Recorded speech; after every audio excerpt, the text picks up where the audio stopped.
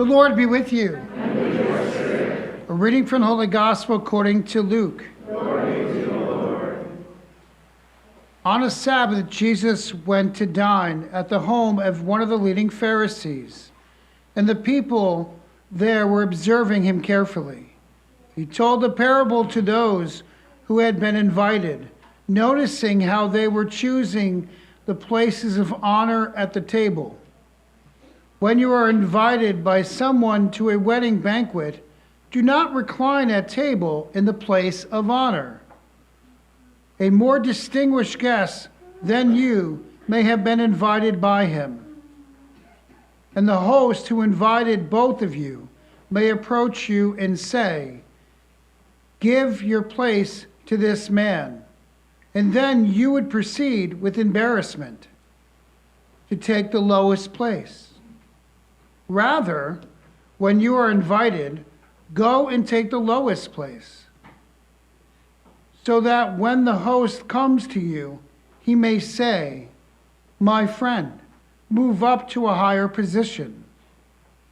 Then you enjoy the esteem of your companions at the table. For everyone who exalts himself will be humbled, but the one who humbles himself will be exalted. The Gospel of the Lord. Praise to you, Lord Jesus Christ.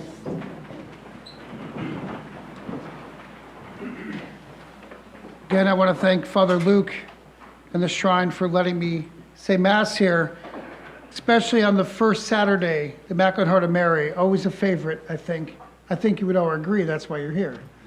But this Gospel is just the ordinary rotation of the Gospel, but very fitting that this is the Gospel read on celebrating Immaculate Heart of Mary.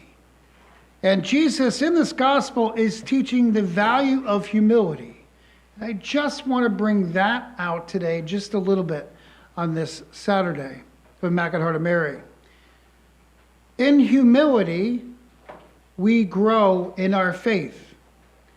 And the first aspect is, if you think about it, humility, the very nature of being a Christian is to be charitable. So in charity, the very nature of the virtue of charity is humility. Because in charity, you're putting somebody before you. So it's this, in fact, humility is sort of an extension of the virtue of charity.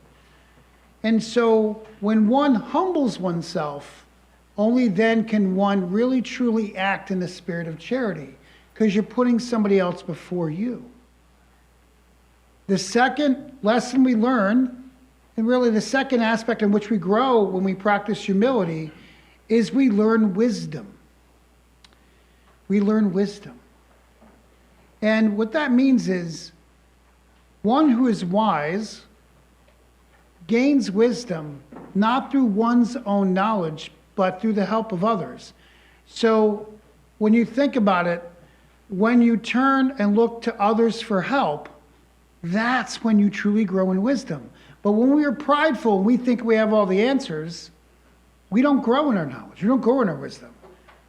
We tend to be very isolated and very single-minded. But it's only when we embrace and seek wisdom by the guidance of others do we truly grow in it. So Jesus is telling us in humility, we also grow in wisdom. For the pursuit of wisdom requires humility. Now, in the last aspect that I want to talk about today, in a whole, ask yourself this question. Who is the most humble person in the Bible conceived by man? God is the most humble because just by coming to earth. But conceived by man, it's the Blessed Mother. Now think about this for 1 minute.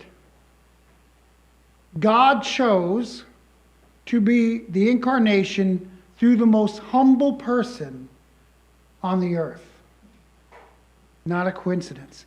This means Our Lady is the humble gate. You've heard this before? Our Lady is the humble gate.